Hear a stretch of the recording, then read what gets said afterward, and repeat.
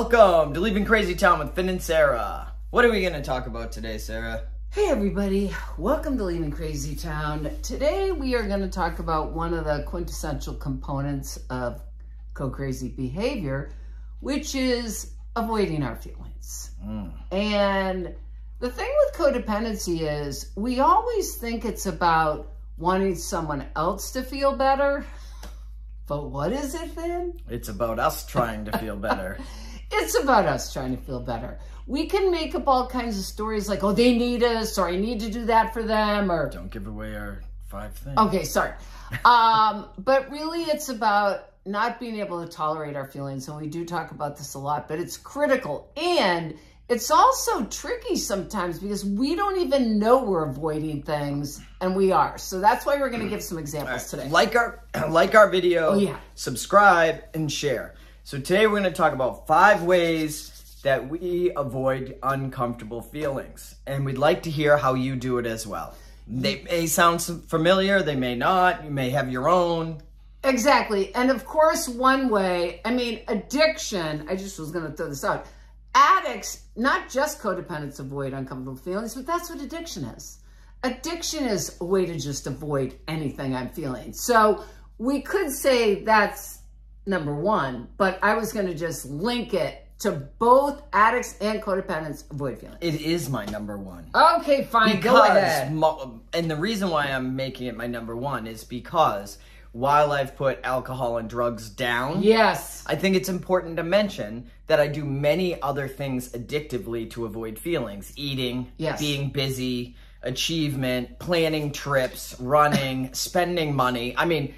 It could go on forever. Like buying an item that I need is not a big deal, but if I find myself, swipe, and I've spent $100 and I didn't need any of it, I might be trying to avoid something. If I'm running around like, what am I going to eat next? Or if I'm keeping myself busy, or I book 5 trips in one day, I might be avoiding uncomfortable feelings. What's your number 1, Sarah? Okay, that's really, you know what? I had another number 1, but now I'm thinking of acting out an addiction, okay?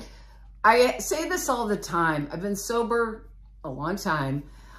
Finn always says from the 1800s, but not that long, but... almost. And I always say I put down booze and I picked up everything else. So it is really easy to put down drugs and alcohol, and suddenly, and we have friends. We know lots of people that are acting out in other ways, and we've done it. And if you've watched recent scrolling on Bumble. Yes. Whether it's... whether it's relationship addiction, gambling, food, sex, it doesn't even matter. All right, so we agree, we both act out. Number 1, top of the list, we have something to deal with. We don't feel like dealing with it. We want to avoid how uncomfortable we are, and we're trying to fill the void. Let's get a substance. Anything outside of ourselves to make us feel better inside. God forbid we go to our higher power. God forbid. Okay. God forbid I feel anything. All right, what's number 2? Number 2, go ahead. Oh, me. All right. I'm very helpful. I'm kind and helpful. So I tell my... yeah, sure. Okay, so I might be having an issue with something, with someone in my life or whatever, and instead of addressing it, I am helpful and I start trying to do for them, take care of the situation. And in my mind, I've told myself, oh, you're such a good guy. Look at you doing for them. When really, I'm just uncomfortable with the situation and I want to avoid it. So I just try to be helpful and do things, take care of things. So you're fearful that they're not managing. I think the underlying feeling, isn't it fear or having no control? Or what is the underlying thing that suddenly, oh, I've got to do this for them? Is it that you can't tolerate what? I may not even... be aware? Well, no, I'm aware. Well, I might probably not aware, or at least I'm not at a place where I'm ready to deal with it. It could be very simply that I could even not enjoy what they're doing. Yes, okay, I see what you're saying. So I change my mind into a helpful mindset instead of addressing the issue. Instead of the discomfort about what they're doing. I go over the top in the other direction. Like, I have to be loving and kind, and it's like a forced should thing instead of actually addressing the issue. Got it. Perfect. Okay. Okay. I was going to say mine's similar, but it's not really. One of the ways I avoid feelings is I'll get into my head and I'll start rationalizing one of my behaviors. Okay, so I'm going to give you an example. My son is away and something happened. I got something in the mail that was for him that scared me. It's like from the New York parking department because my son keeps getting parking tickets in New York City. Okay, so what happens? I go into this panic, like his license gonna get revoked, his car is gonna be taken away. I mean, I got kind of nutty. Okay, it's shocking. Tall tales. I know that's shocking that I got nutty. Okay, so I got nutty, and I said to myself, "You need to text Bo." Now, the kid's in Paris with his girlfriend. He's coming home in 2 weeks. He can't do anything about what's going on, critical, probably. People, is it critical that I text him about the parking tickets? Well, if you don't want to feel uncomfortable, yes. Of course it's not. So what happens? You have a fear. You tell yourself a lie. You do the self-seeking behavior and you have self-pity. The trajectory took place in my life. I had the fear. I made up the story. I needed to text Bo. So I not only texted him, but because sometimes I think I need to text both of them because he might not respond to me, another manipulation. I text him and his girlfriend. Oh. And of course, do you think he wants his girlfriend to know? No. Not at all. He doesn't want to be embarrassed. So I texted him something. It was manipulative, let's face it, Sarah, because I was feeling scared about his situation. Totally about me. He ended up responding and set a boundary with me, which was great. Okay, rationalizing behavior. All right. I don't need to go into more details. I could tell more of the story. Sorry. Go ahead. Number 3. I don't let other people talk. Oh. So if we're in a situation and I don't even know, I'm anxious, one of the ways I can figure it out, and actually my late wife pointed this out to me, that I try to manage conversations by talking constantly so they can't say anything that might make me feel uncomfortable. And I don't even need to think they're going to. I could just be feeling uncomfortable myself for some reason or feeling unsafe. And I just go on and on and on and I don't let anyone else talk because I'm afraid of what might come up. Got it. Brilliant. It's usually a super irrational fear. But anyway, it's something I'm working on. God, brilliant. I didn't even have this one down, but one I used to do is chronic asking of questions. Oh boy. Which is similar. Yeah. Right? It's like, oh, you had the example on a prior video with the table. Oh, that's right. When you get Bo was putting the table afraid. together. That's right. Yeah. If I get afraid of something, the next thing I know, I'm calling my friend and say I'm afraid to go on a trip or something. I might be calling my friend incessantly, geez, do you have, call it then, geez, do you have the blah, blah, blah? Did you have the this? Did you bring this? When really, I'm just having uncomfortable feelings, but I'm all of a sudden asking him questions like, why? Such a joy. I just need... Because I love questions coming at me. Okay, I hadn't even thought of that one. That's another one. All right. Okay. I know that everyone who knows me is going to find this shocking, but all of a sudden, Finn becomes controlling and managing. So I try to control and manage everything around me, and I take control. I'm a very take charge kind of guy, and I'm often... Which is great in certain arenas. Yeah, if it's not fear-based, and I'm not trying to avoid how uncomfortable I am, and very similar to what you were saying about the questions, I'll take over. Yes. Because I want to make sure it goes the way it's supposed to. Yes. Why? You know? Yes, very good example.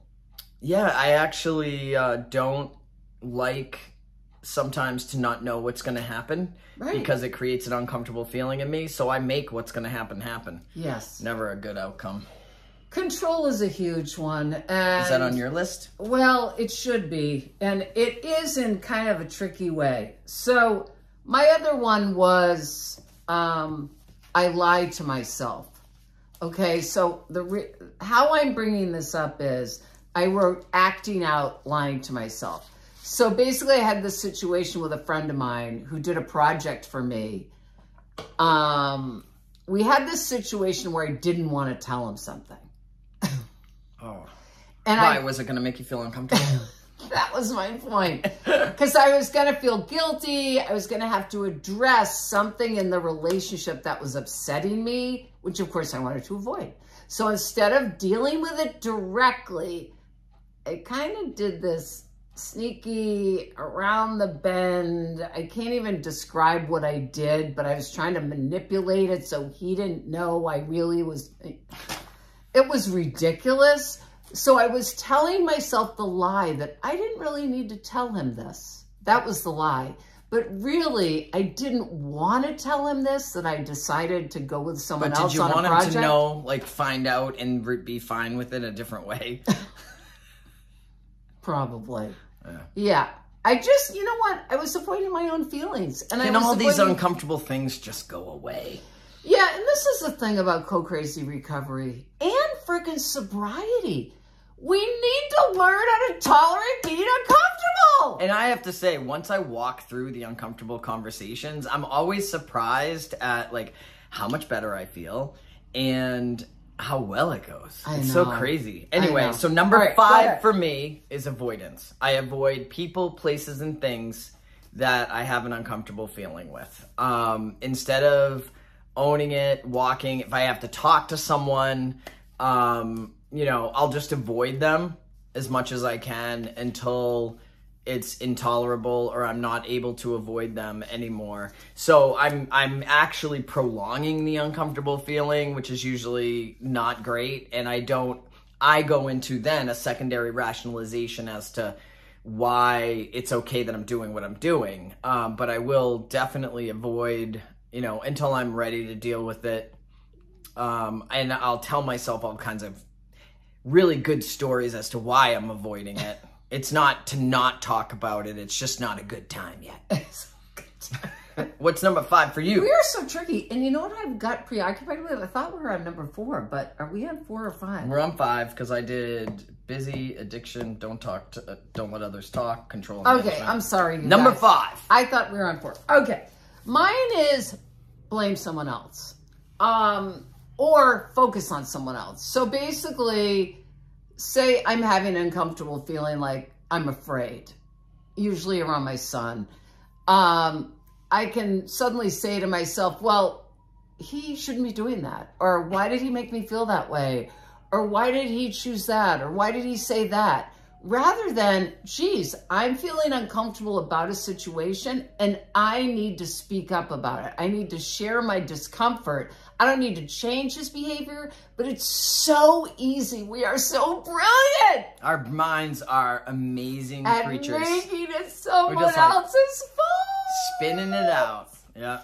I love it. I wouldn't feel this way if you didn't blah, blah, blah. Which is literally how codependents operate. Right? I'm the victim. You did this to me. How can you do this to me? Blah, blah, blah. So we're trying to really change that paradigm about our recovery, and we're going to wrap this up. And how can we change it? What can we do to recognize we're in an avoidant behavior and then change that? What can we do? Okay, what can we do? Pause. Pause. I think if I'm focusing on anyone else and anything they're doing to me, that's a sign. Who is responsible for your thoughts, feelings, and actions, Sarah? Me. I'm responsible for mine. Sarah's responsible for hers. So we'd love to hear what are the ways you avoid uncomfortable feelings and what you would do to walk through them and address them. Yeah. Yeah, and I mean, I was talking about the 10th step for the people in recovery on Saturday night, and it's all that spiritual axiom Bill W. talks about where if I'm feeling upset at any time, it's up to me. Like, it's about me. So... Because guess what? People, places, and things are going to be everywhere you go. Everywhere! And if you don't learn to regulate this... That's right. It's going to be a rough, bumpy ride, people. Emotional regulation is so key. And not that we don't have ups and downs, but blaming others or trying to escape it by focusing on something else is not going to get us the freedom. And we want freedom. All right. We love you. We're out of here. Fasten your seatbelts, people. Ciao.